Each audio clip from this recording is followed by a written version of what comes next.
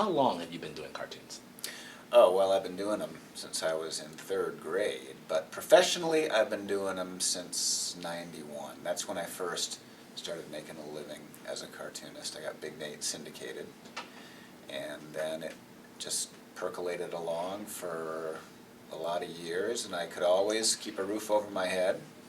Wasn't getting rich, but then in the last couple of years, I've been doing these children's books spun off from the comic strip, and it's taken off, so it's been great.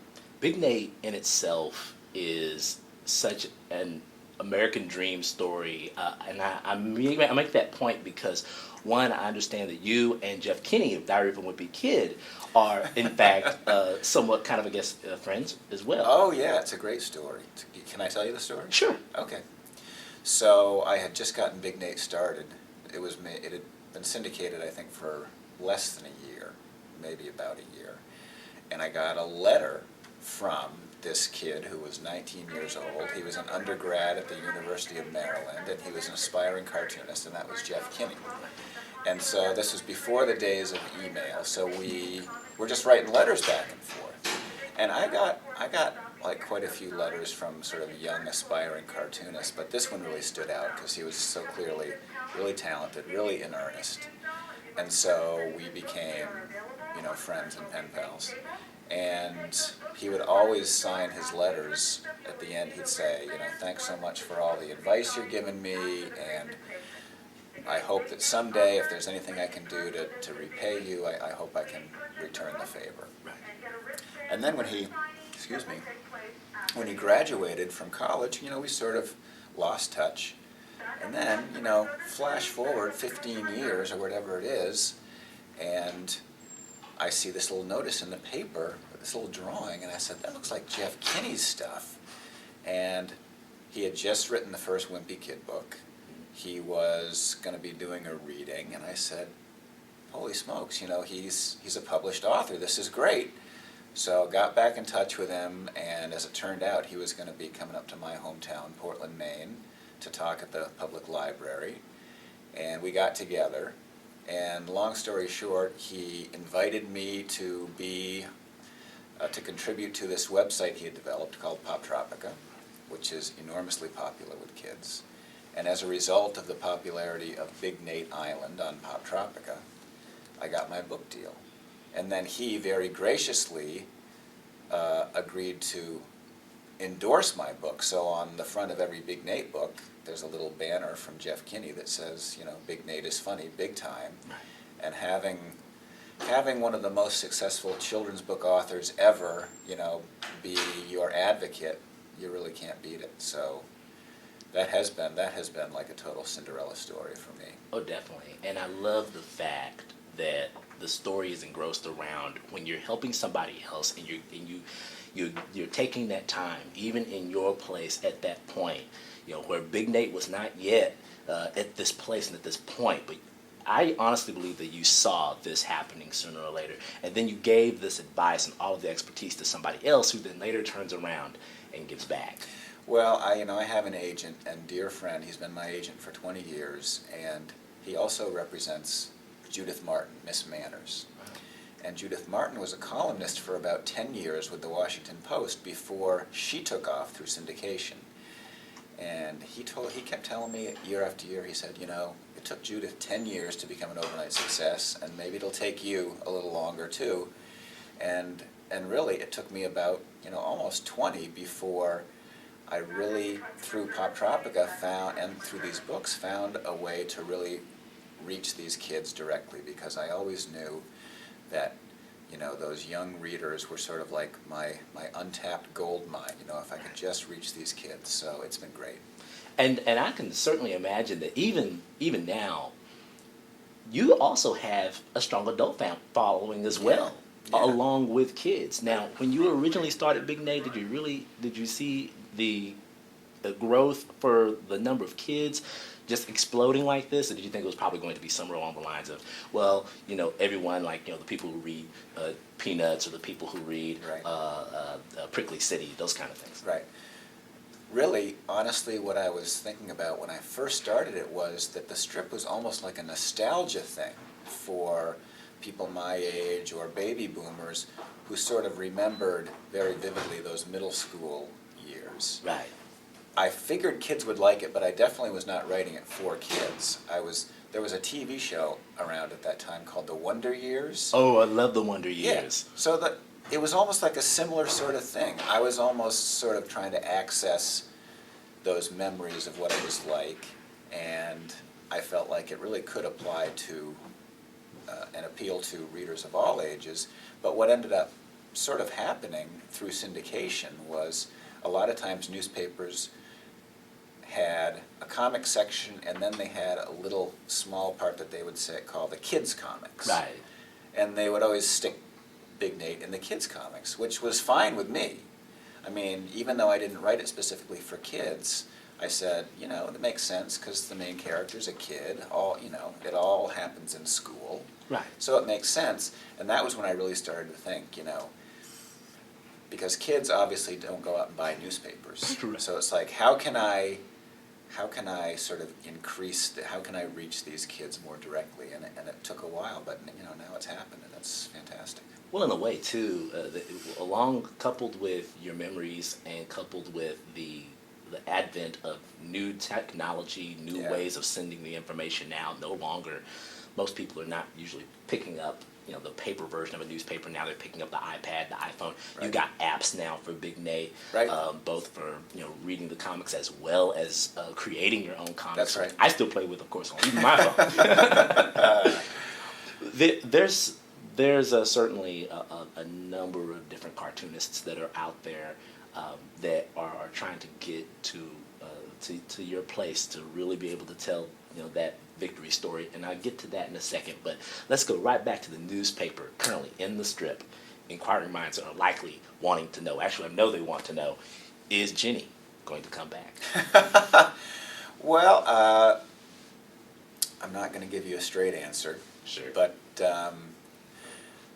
I think there certainly is precedent in a lot of comics for characters to leave and then come back. And I'm not even sure I've entirely made up my mind yet what's going to happen or how it's going to play out. But I definitely remember, way back in the days of Peanuts, that Charles Schulz had Linus and Lucy move away briefly and brought them back. And so, I think, I would say probably I'm leaning toward, her coming back, because I think that dynamic is just too good a part of the strip, that kind of eternal love triangle with Nate being crazy about Jenny and Jenny going out with Artur, and Artur sort of being this kid that Nate, he's jealous of. He doesn't dislike Artur because Artur is too nice to dislike. He's just jealous of him. So I like that dynamic, and I think there's still more comedic humor to be mined from that. So between the books and between the strip, do you ever sometimes find yourself saying, "Oh man, I need to save the stuff that's on the comic for the book," or "Oh no, I need to save what's on the book here for the strip," or trying to go back? Well, and read what? it? They inform each other, and in fact, in a couple of the books, I've really taken storylines that I sort of first wrote in the strip and used them as a jumping off point for a much bigger story. The fourth Big Nate book, which is called Big Nate Goes for Broke, Right. takes place in their rival school, Jefferson. Nate and all his classmates have to move en masse over to Jefferson because their school is temporarily kind of disabled. Right. And that's something that I wrote about in the strip. But, in a strip, I think you have to be careful about trying to carry out storylines for too long, because people start to sort of drift away, maybe. But in a book, it's perfect for that. So I could really take a story like that and just go, really sort of use it and amplify it. So, but there are some, sometimes I'll think of something, while working on the book, and I'll say, well, it's not quite right for a book, but, it'll work great for a Sunday page or something Right. like that. Speaking of the books again, one of the latest one of the latest books, and I'll have you explain what's happening in your most recent one, Big Nate Flips Out. But for Big Nate Goes for Broke, Dee Dee is such an interesting new character and new dynamic. Thank you. Yeah, thank you.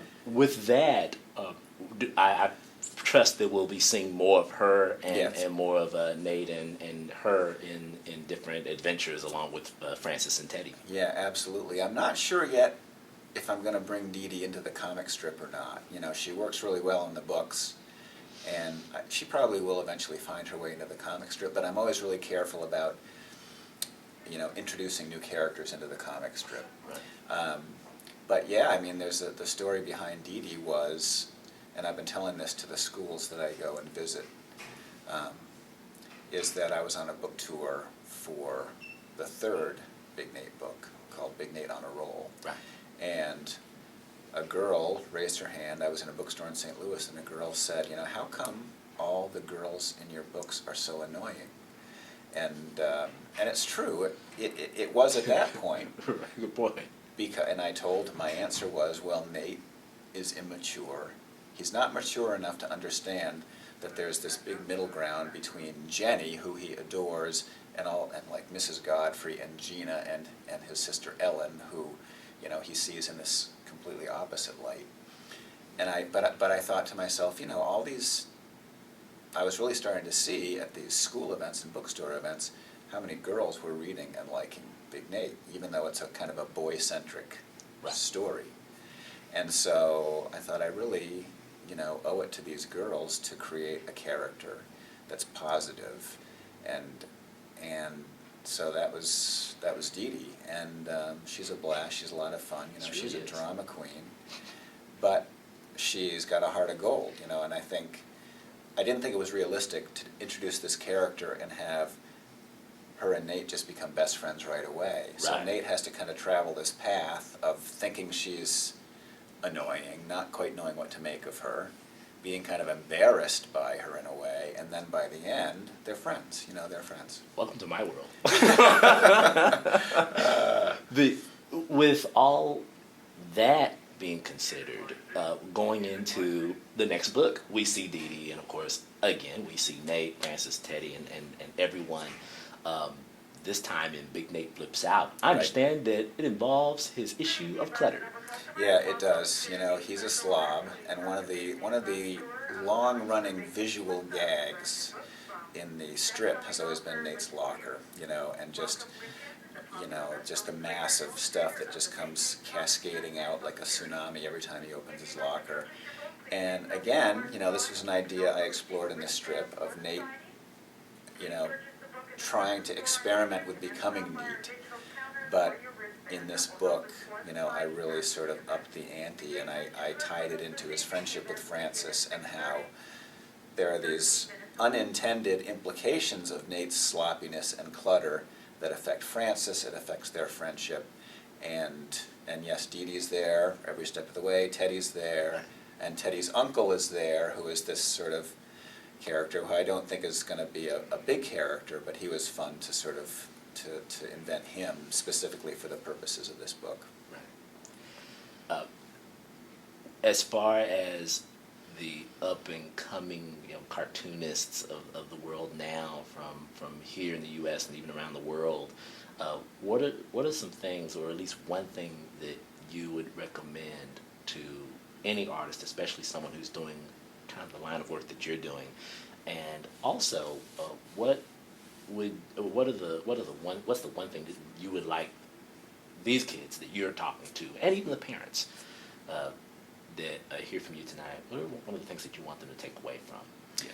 Well, one thing I always tell sort of young cartoonists who ask is that, you know, I make a baseball analogy where baseball is often said to be 90% pitching, you know, and I think cartooning is 90% writing.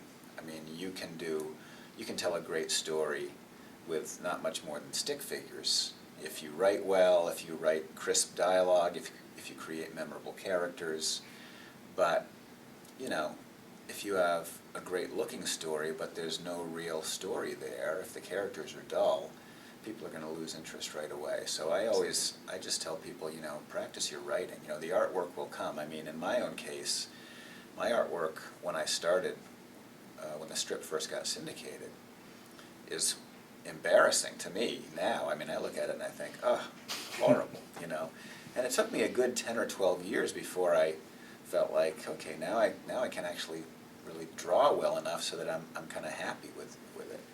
So that's one thing, and then that sort of ties into what I like kids and parents to hear, which is, you're always improving. I mean, I was telling kids today at a school I visited that when I was a kid, I thought, you practice when you're a kid, you improve, and then you're an adult, and that's as good as it gets.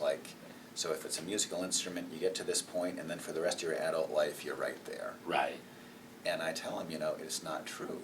I'm still getting better. I'm still improving. My drawing, even over the course of these chapter books, which I've only been writing for 3 years, my artwork has gotten better. So I think it's all about just trying to get better, especially in something like a comic strip that it's in the paper every day, and it can be so easy just to fall into telling the same gags and falling back on the same things you've done before, and you got to keep striving to keep it fresh and improve.